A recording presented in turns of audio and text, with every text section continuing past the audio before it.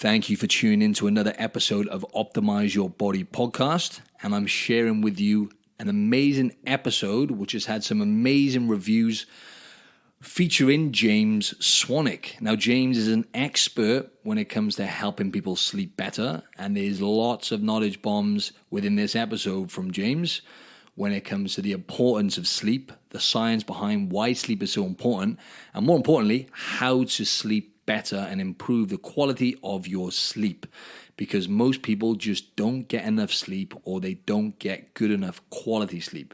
And we all know how important sleep is. Also, James quit alcohol around 9-10 years ago, if I've got that right.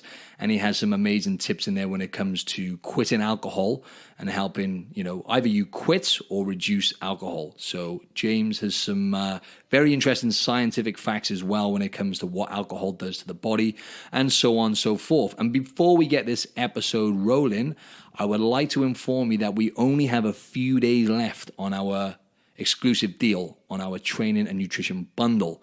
So head over to optimizeyourbody.com/training-nutrition-bundles, and you will get the Nutrition Fundamentals Guide, which is loaded full of information and lots of just great content in there. If, whether your goal is fat loss, building muscle, overall health, gut health, it's all in there. And you get that absolutely free. So you would normally, if you bought our training program and nutrition guide separately, they would cost you $139. You get them both for $99. It's an exclusive deal, and the offer ends within a few days. So don't miss out. Go over to the website, optimizeyourbody.com. And also, you got free guides on there as well. Don't forget to download your free guides. We've got a free Fat Loss Fundamentals guide, again, with lots of information in there when it comes to losing body fat and, more importantly, keeping it off. Also, a free ab guide and a free fasting guide. It's all on the website, optimizeyourbody.com/free guides. And also, one more thing, I'd like to let you know that I have a few slots available for my online coaching. So if you've got any inquiries regarding online coaching, email admin@optimizeyourbody.com and just hit me a message on there. And if you like this podcast, please, it'd be a massive help if you can head over to iTunes and give us a rating and review. And last but not least, follow me on Instagram. I put lots of content out on Instagram, and I can message you back and forth on there if you want to reach out and drop me a DM. Let me know you're a listener at Martin Silva Fitness. That's my Instagram handle, at Martin Silva Fitness. So please feel free to drop me a message on there. And more importantly, folks, enjoy the episode.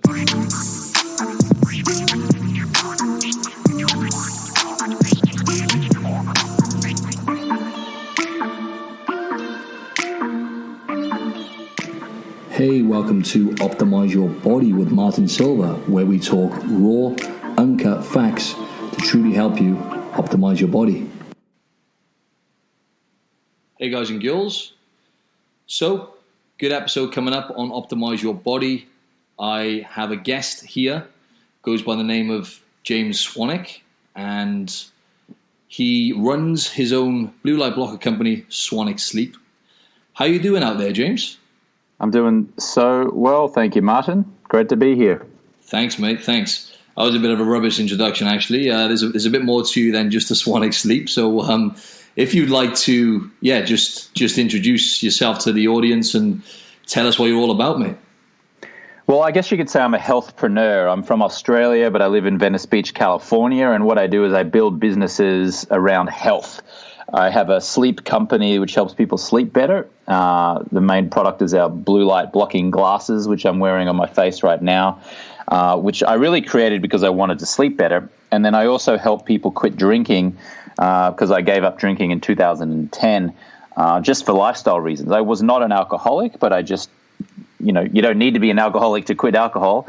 And I quit, and my life just exploded in terms of success in all areas. And I liked it so much, I just kept on going. And now I've helped tens of thousands of people quit drinking around the world. So, I guess you could say I'm a quit drinking expert and a sleep expert. Wow. So you quit drinking, and was there any particular driver behind that, James? Well, I grew up in the Australian culture where it's just normal that you have, a drink or two each night. You have a few more on the weekends. It's a very social thing to do. And so that society told me that that was just normal. And then I got to my mid-30s around 2010, and I realized that I'd put on about 20, 25 pounds. I started to look a little bit weathered. I was tired, lethargic, and it kind of just caught up with me. And it wasn't that I was rock bottom. It was just that I was average. I just felt kind of like blah.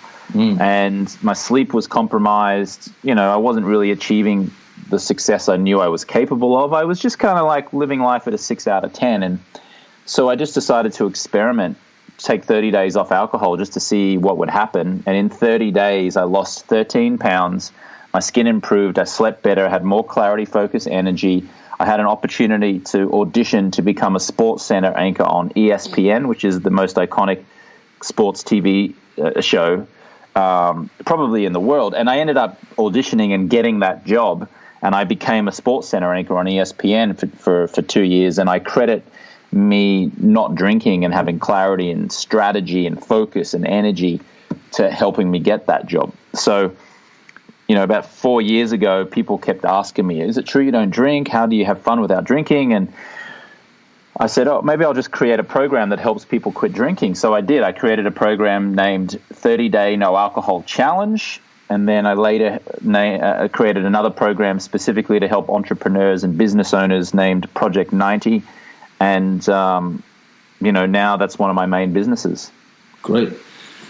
So you talk about alcohol, and obviously, you have achieved a lot of success since cutting that out. So obviously that plays a huge part in you getting to where you are now. And can you just give the listeners a little bit more information on the science behind, what alcohol does to your body, the detriments, and anything you've kind of got for us, please, mate?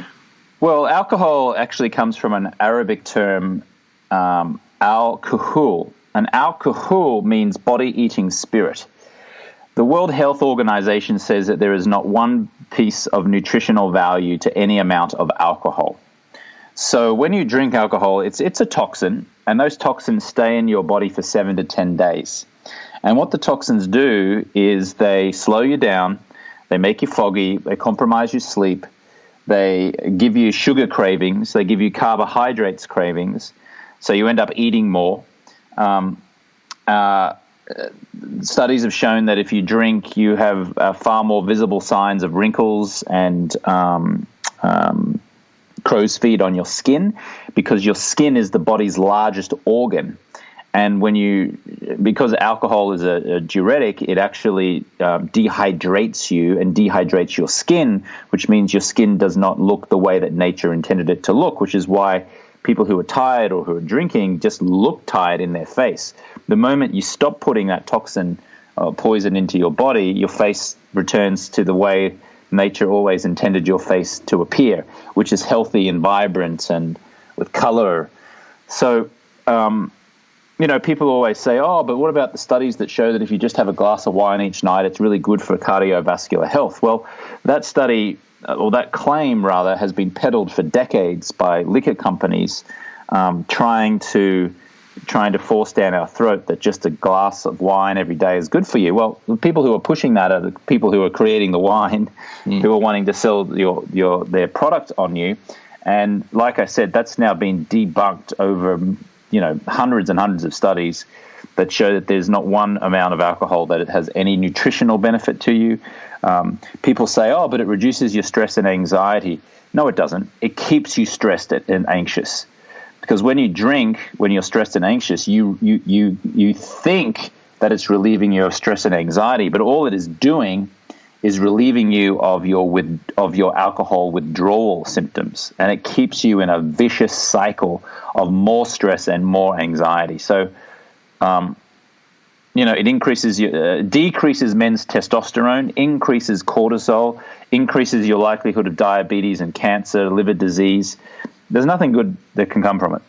Absolutely, yeah. I can totally relate to that as well in terms of I rarely drink nowadays, but when I do, especially if it's, more than one or two, it's just, you just feel poisoned the next day, And, I just wanted to say as well, in terms of the people talk about the polyphenols and whatnot in red wine, and the studies done on Mediterraneans, but obviously there's so many other things that they're doing to have the healthier lifestyle, like what they're eating and the relationships and whatnot. So yeah, just to clarify, there's absolutely no benefit to, because I lie to myself occasionally when I have like a red wine. Since coming to Australia, I used to hate red wine, but I actually like the taste of it now occasionally as well. And I'm just like, justifying it in my head occasionally having a glass too. But just to clarify, obviously there's much more toxins in it than there is anything else, right? Yeah, I mean, toxins, mediocrity. Yeah.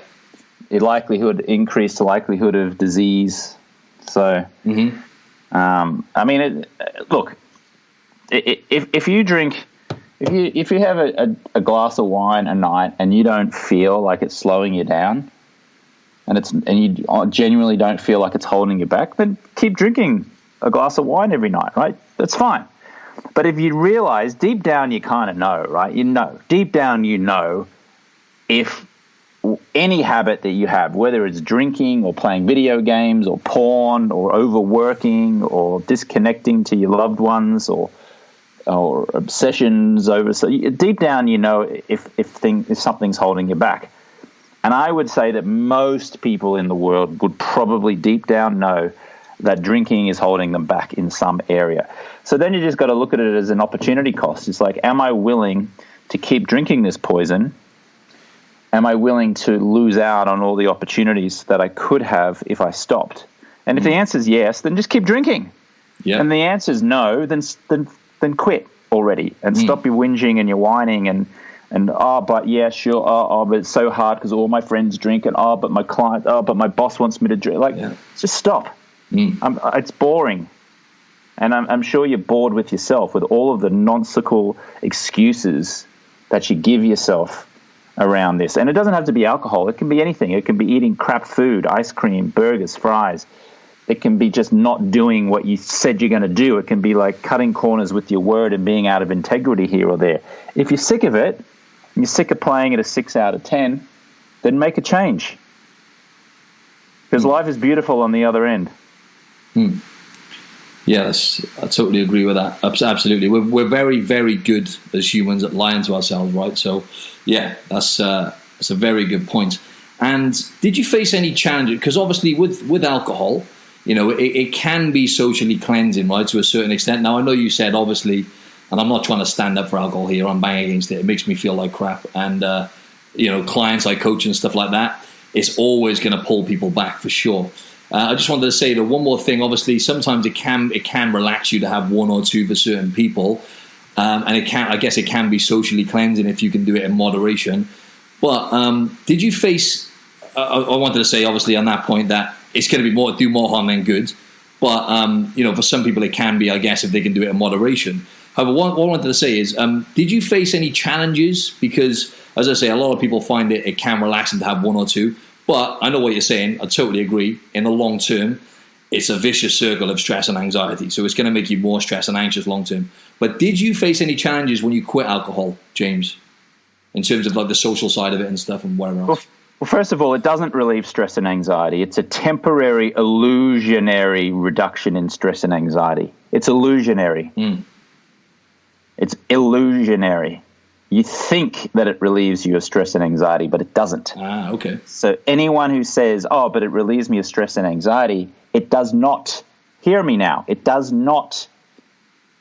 It is tricking you. It is keeping you stressed and anxious. The only reason that you want to have a drink at the end of the day is because you're stressed and anxious. And then you have the drink and you mistake the temporary illusionary relief of your stress and anxiety for meaning, alcohol relieves me of stress and anxiety. It doesn't. It just keeps you stressed and anxious the next day and the next day and the next day and the next day. To answer your questions in terms of did I find challenges? Well, I mean, I had social challenges in that my friends, all of a sudden I rocked up and I'm like not drinking and they're like, go on, just have one.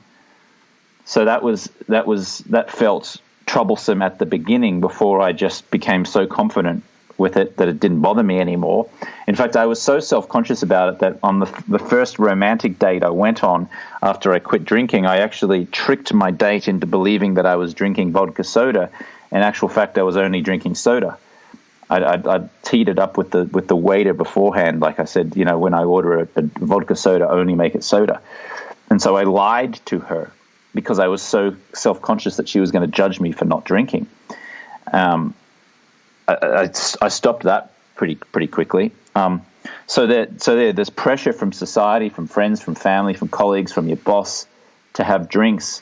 And I call them smiling assassins. They're always smiling, like, oh, let's have a drink. Here, let's catch up for a drink. Hey, can I get you a drink? And the fear is that when you say no, or no thank you, that they're going to go, what? And they're going to suggest that you're depriving yourself of something fun. And if your energy around that is, oh, yeah, I can't drink, I shouldn't drink, I've got to quit, then you're going to convince yourself you're depriving yourself of something fun. So what I do in my coaching with 30-Day No Alcohol Challenge and Project 90 is I help people deal with those social situations. And the way with which you let people know that you're alcohol-free is far more important than the actual words that you say. So if you say, oh, yeah, I'm alcohol-free at the moment, it feeling pretty good, actually, but, yeah, I'll just grab a water. Yeah, oh, I'd love a drink, thanks. Can you grab me a soda water? Yeah, no, I'm just not drinking at the moment. It feels pretty good. Yeah, I'm going to get drunk on this soda water tonight. Watch me dance. I'm going to go crazy. So if you're very light and positive and playful about it, nobody can pressure you. Nobody cares. And people you can just get on with it and have a fun time. I like that. Yeah, I think that's a trick a lot of people use, right? People who don't drink is like kind of pretend they're drinking. But yeah, that's a good point. If you just have fun with it, right? And because it is a lot with peer pressure. People do get pressurized a lot with it, right? But I was just going to say, how many? Because alcohol kills something like 3 million people a year or something like that. So is that right? It's something along those lines. Isn't it? It's pretty crazy, the stats. I don't know the exact stats. Yeah. I can tell you that it's more dangerous than the opioid crisis that they're talking about, like the opioid crisis in America. It is nothing compared to the crisis of alcohol. It's just because society accepts alcohol and it's more of a slow burn, like over many years, people don't tend to think that it's like such a bad thing as it actually is. I mean, it is dreadful.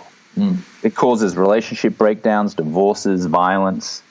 And again, I'm not talking about, like, if you're listening, you don't have to be an alcoholic in order to hear me now. Like, you just seem to be, even if you're just a casual drinker, an occasional drinker, one seemingly innocent glass of wine a night is enough to compromise your sleep, which makes you irritable, which makes you less productive, which means you don't get a promotion at work, which means you don't start that business, which means you don't make as money in your business, which means you eat sugary foods, which means you put on weight, which makes you more tired and more lethargic, which makes you seek refuge from your stress and anxiety in a drink, which starts the vicious cycle all over again. So, opioid crisis in America is a crisis, but nothing compared to alcohol.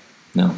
And it's kind of like the root cause to a lot of other problems, right? It leads on to other things as well, like, violence and whatnot. But yeah, I've had people, certain people close to me have really affected badly by alcohol, and I've seen it ruin people's lives. So, but yeah, just in terms of when you quit, James, because you are right though, a lot of people do talk. People I can see, lots of people I've come across, clients and whatnot, really genuinely want to quit, but they seem to talk about it and never really take action, right? So yeah, I can agree with what you're saying, like stop kind of making excuses and just make it happen, at least cut down or whatever. I was going to say, did you turn to any other vices, James, at all? Because I know a lot of people I've come across or I've seen it happen, patterns. People quit alcohol and then they'll turn to food or something, they'll put on weight or turn to something else. Did you have that issue at all, James? Well, initially I had sugar cravings, and a lot of people talk about sugar cravings. And it makes sense because when you're drinking alcohol, it actually turns into sugar. And then if you stop drinking alcohol suddenly, then you're not giving your body all of that sugar that it's been used to. And so you remove the alcohol and then you have these cravings for sugar. Now, it's temporary. It only lasts a week or so, and then your body reverts back to normal. So, yeah, I certainly found initially that I I was seeking ice creams or packets of crisps and, things like that, which kind of felt like I was defeating the purpose of quitting drinking, because all I was doing was substituting one, like one bad vice for another. The other thing is, probably for about 6 months, I thought that diet sodas were a good alternative. So I was drinking Diet Coke and a whole lot of stuff. And then I read up and found out that actually that's not good for you either. Yeah. It's and then I reverted to, just water, ice, and a piece of lime, which is just a deliciously refreshing drink.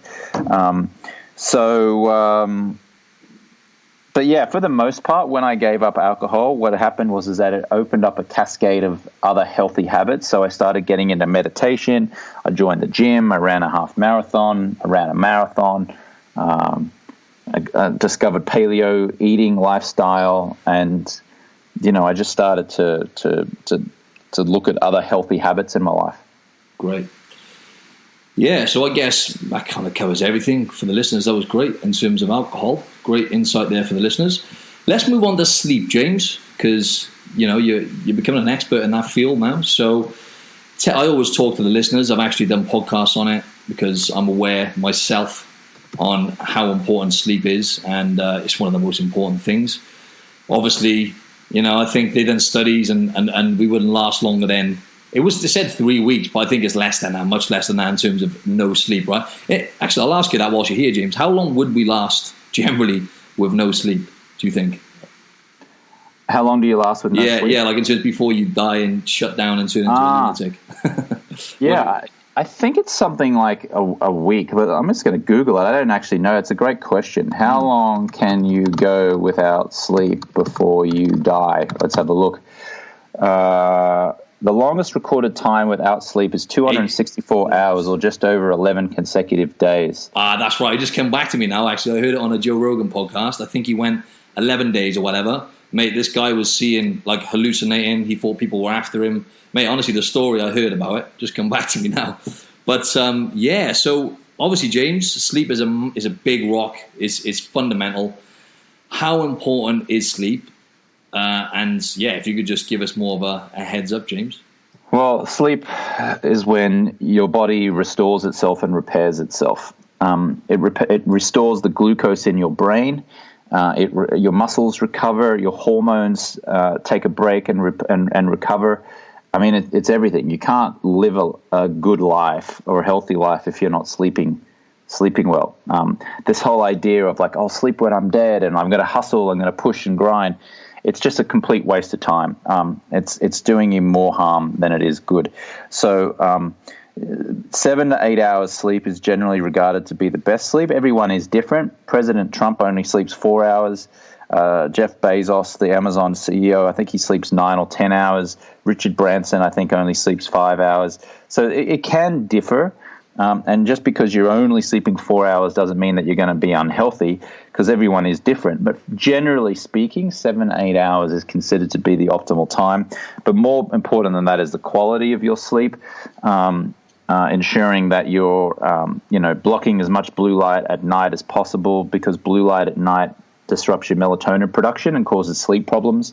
Sleeping in a cool environment, 65 to 69 degrees Fahrenheit, is generally regarded to be the best temperature for optimal sleep.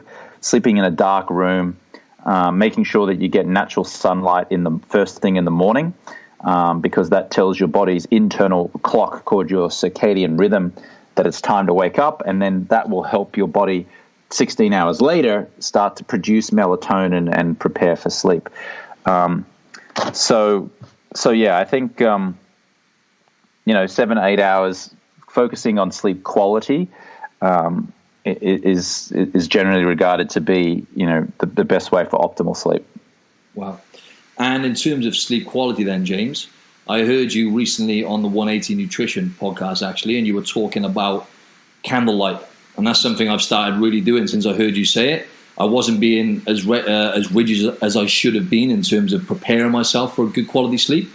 So talk to us a bit more about that, James, and the blue light blockers or whatever. Well, for centuries, we used to live by candlelight, by fire flame, right? Before Thomas Edison mass-produced the light bulb at the end of the 1800s, we lived our life at night by fire and flame and candlelight.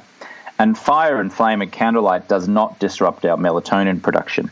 However, when we started using electronic light, and then later on in 2007, when Steve Jobs released the iPhone, and we had this artificial blue light, we're carrying it in our pockets with us everywhere. And now we have computer screens that we stare into every day, and television screens and iPads and all this kind of stuff. Now we're actually being exposed to artificial light at nighttime, which our bodies were never designed to handle. So the best way to sleep, to get the best night's sleep, is to live your life by candlelight and never, ever subject yourself to artificial light at night again. It's literally make a fire in your backyard, cook your food around the fire, or it's light up some candles in your home and live your life by candlelight. Now, realistically, it's 2019. Nobody's going to do that. Very few people in the world are going to do that. But the people who do have amazing sleep. So then it's all about what can we do?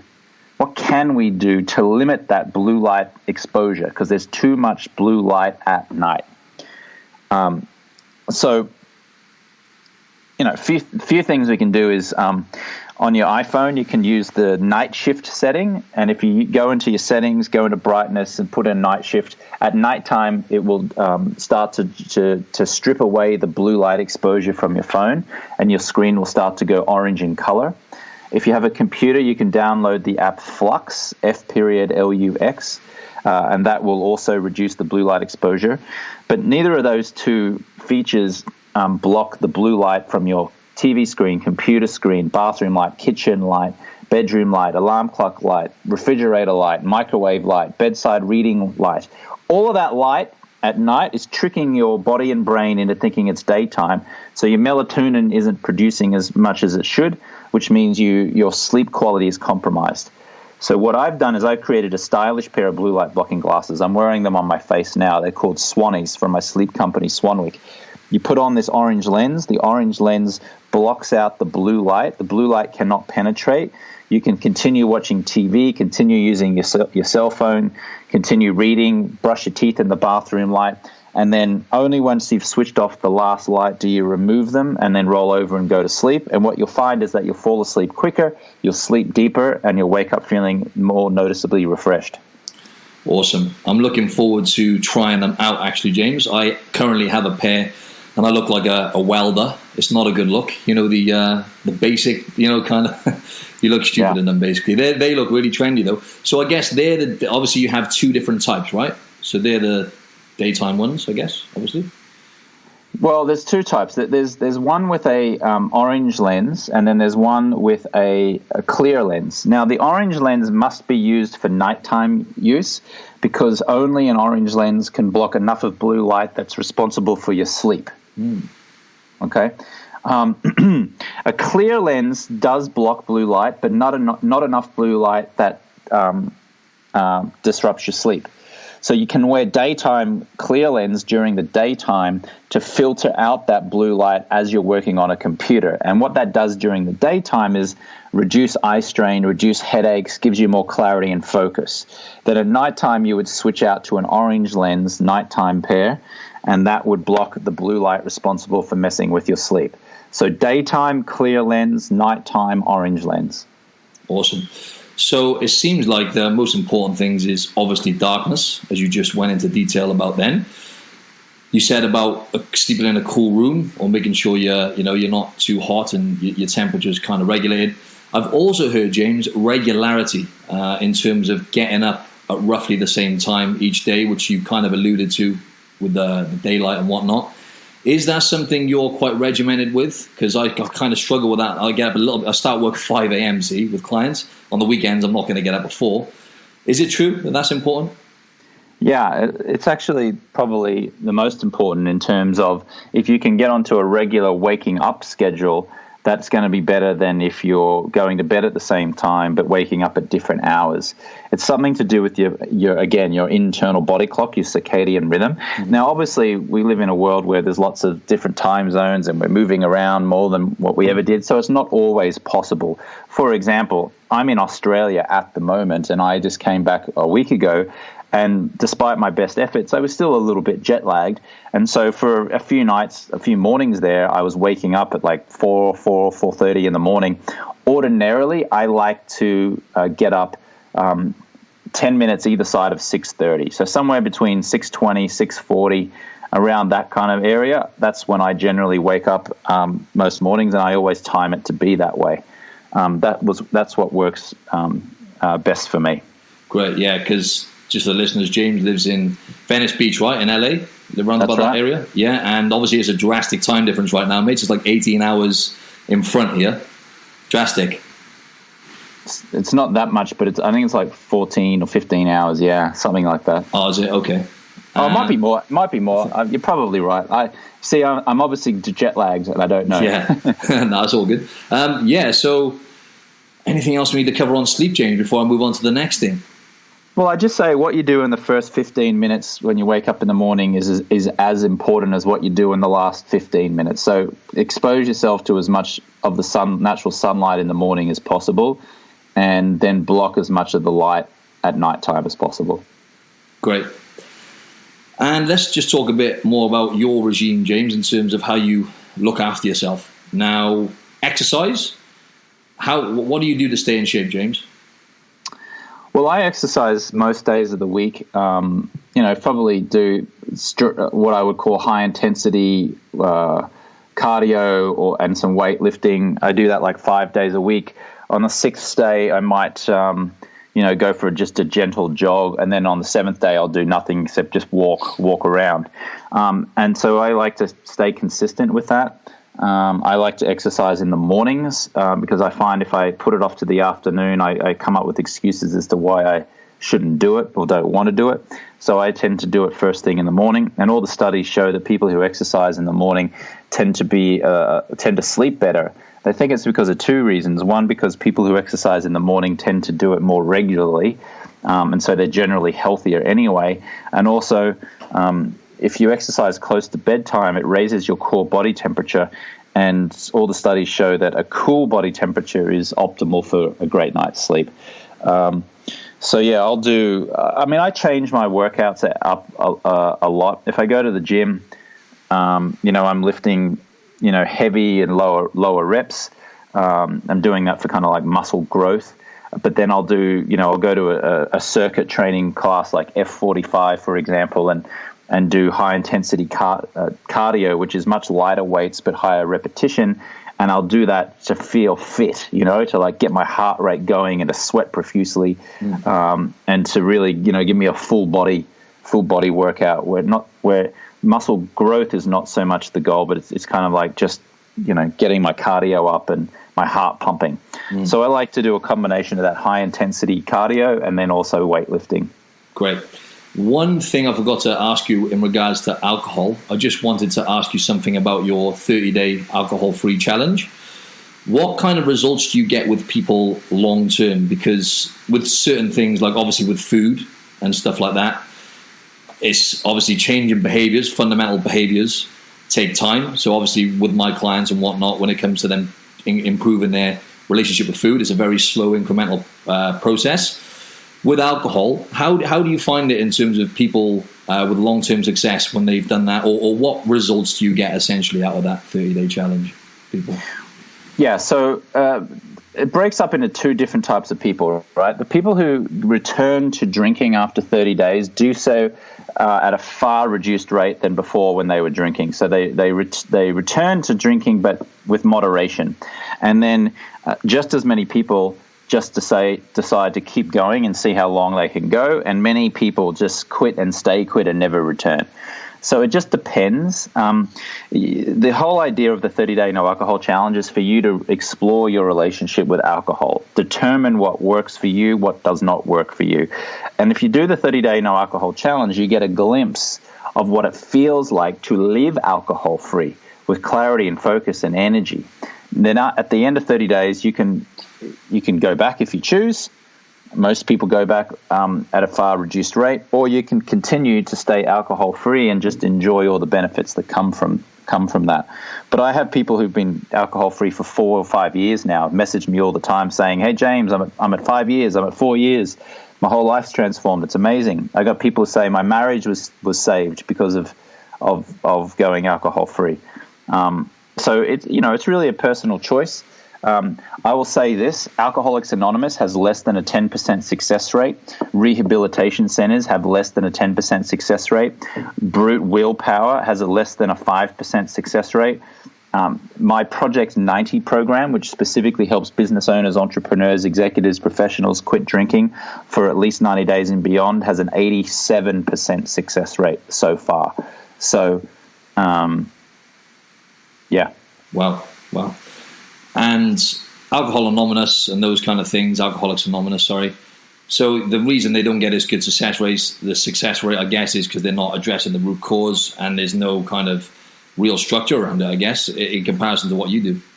Well, when you go to AA, look, AA's intentions are very noble, and they've helped millions of people over decades. They just have, right? So it's not that I'm knocking it. However, when you go to AA, you have to surrender to some higher power. You have to admit that you are powerless over alcohol.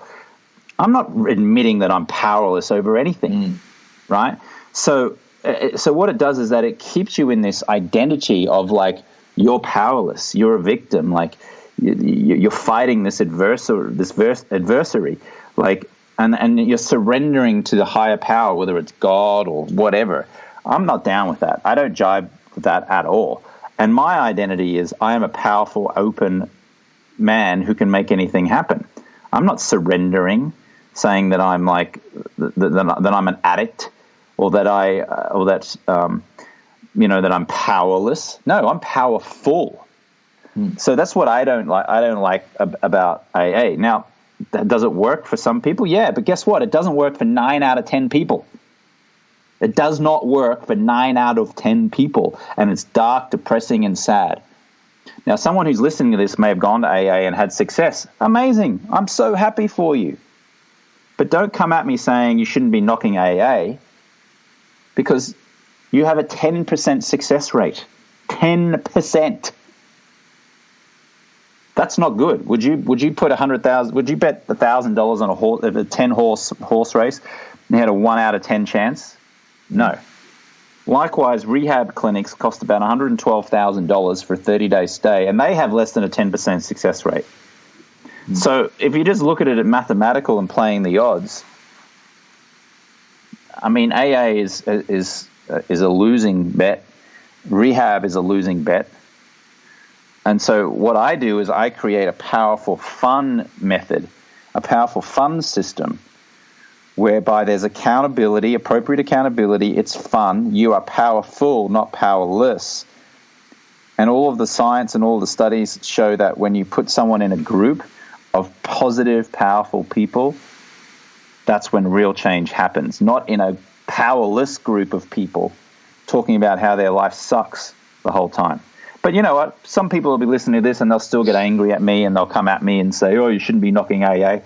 All right, well, look, 1 in 10 people succeed. Okay, great. But maybe try something where you have almost 9 in 10 people succeed, and that's what I have. Fantastic. And obviously you're a completely different person, I guess, based on what you were saying then in terms of you becoming a different person, it sounds like. So obviously you've been alcohol-free for like 9 years now. Have I got that right, buddy? That's right. So obviously you're fundamentally a completely different person. So I guess that's the big part of it. If you're still attaching yourself to that identity of being a drinker, as you said, you have to use, I guess, words and what you tell yourself and all these kind of things, and self-belief play a big part as well then, James, yeah?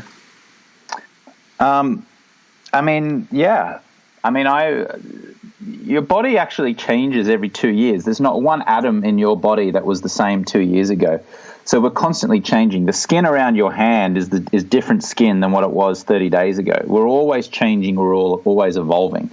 So I'm a different person from 9 years ago. Just physically, the atoms in my body are different. And so what you do today will affect who you are in 30 days from now and who you are in 2 years from now.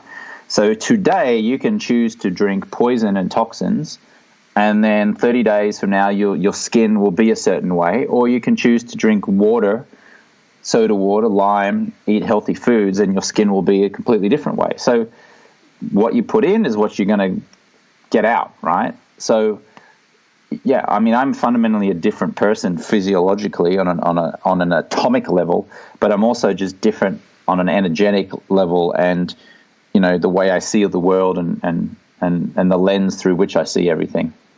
Brilliant. You talk about gratitude, which is something that I have started implementing over the last year or so, and it's definitely changed the way I think.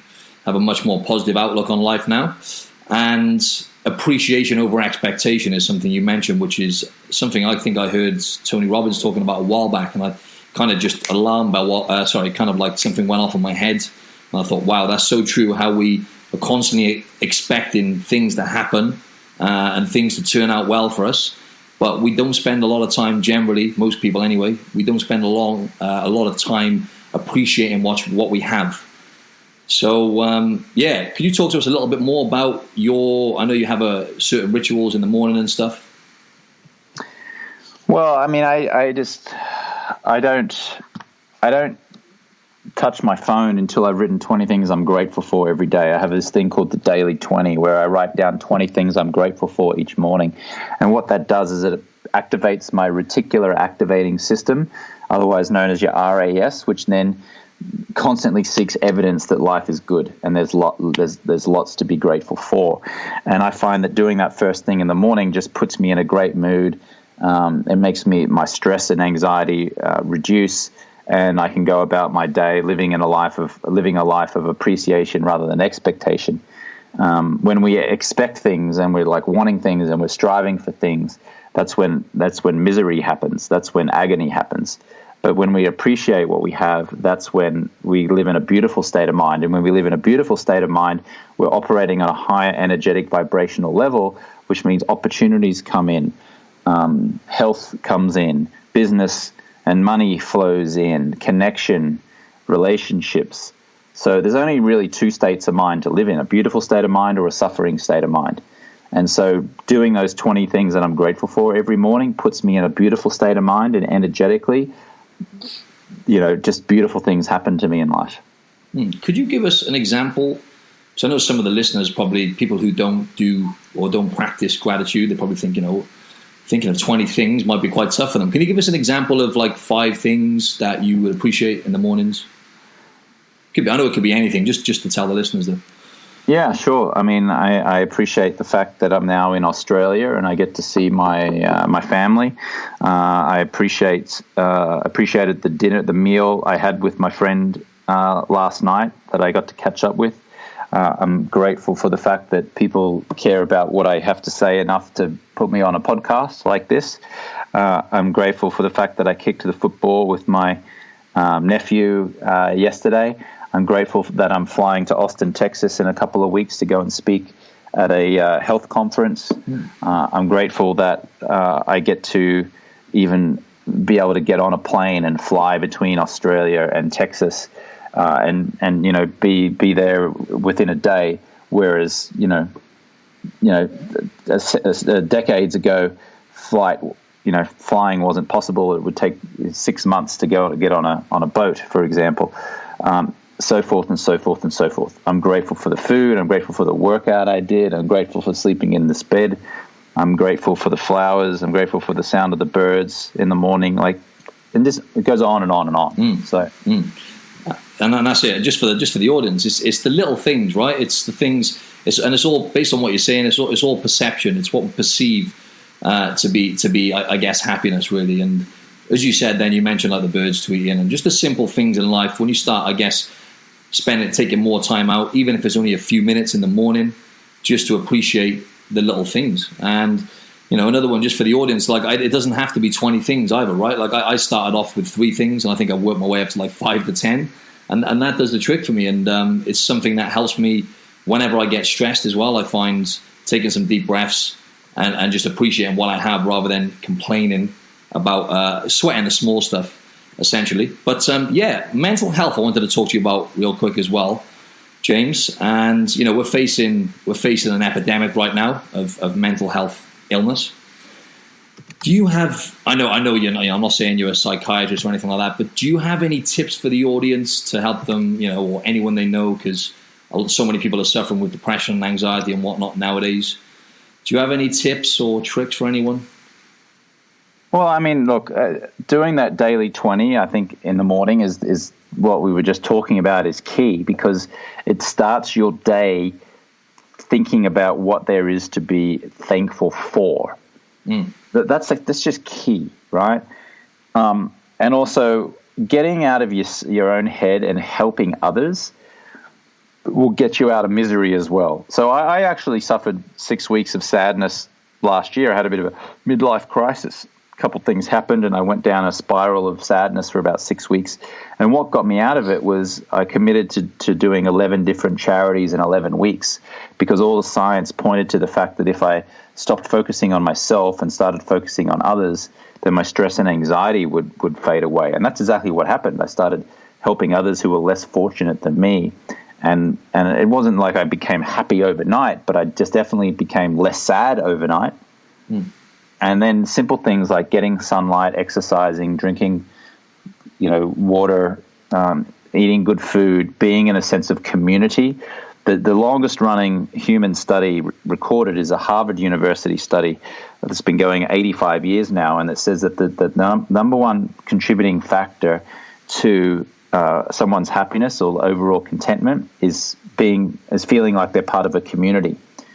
So getting into an organization, joining a club, having like-minded friends, feeling like you're part of something bigger in a community, can really have a huge effect on your overall well-being and get you out of pain and misery and suffering. And on that note, human connection then, right? So relationships, as you said, community, very important to get out there and meet people and actually have that human interaction. It's something that I'm very aware of in terms of how it makes me feel when I'm sat in front of a computer most of the day and not having those human interactions and whatnot. Social media is not obviously the same thing, right? So that's something which I wanted to quickly ask you about. Obviously, there's some studies to show that that's playing a part now in the mental health kind of issues people are having. Spending too much time on social media and amongst other things, it can be an addiction. Your iPhone in itself, and as you mentioned, you could be addicted to gaming and stuff like that as well.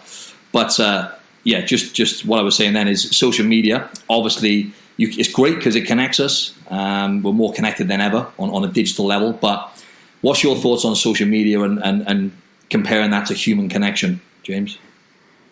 Well, look, if social media is important for my business in that it helps me get the word out and I can communicate with people. But if used the wrong way, it is a complete and utter rabbit hole of sadness and depression. Because what it does is that it has you comparing yourself to other people, and it gets you to being a surveyor of other people's lives, and then it gets you stuck in comparison analysis. And it's easy to look at people's, flattering photos and images and go, wow, that person's life is so amazing, and then think that your life is so crap.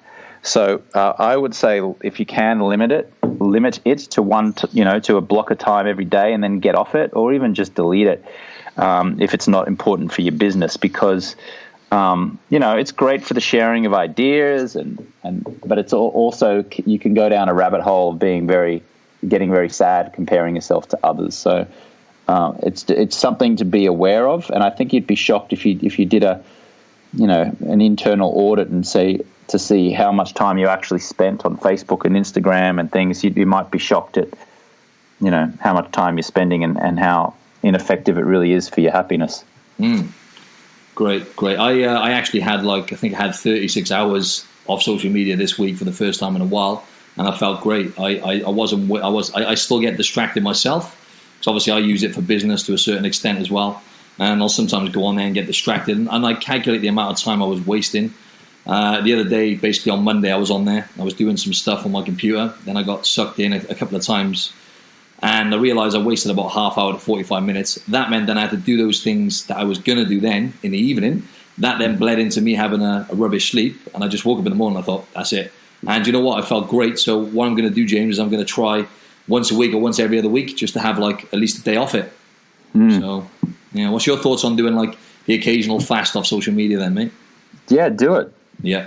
Do it. Test it. Test it out. Yeah. You're going to do a 30-day no alcohol challenge to test how that feels. Why don't you do a 30-hour no social media challenge? Great. Mate, that covered everything. That literally just, you went into detail about all the important things there. That was great. Is there anything else you wanted to say as a final say, if you like, mate? I just think focus on good quality sleep and your life will transform. Focus on reducing or quitting alcohol and your life will transform. Focus on reducing time on social media, comparing yourself with others, and your life will transform. And then focus on appreciation rather than expectation, and your life will transform. Fantastic. Thanks a lot for your time, James. That was awesome. Thanks for having me. Cheers, mate.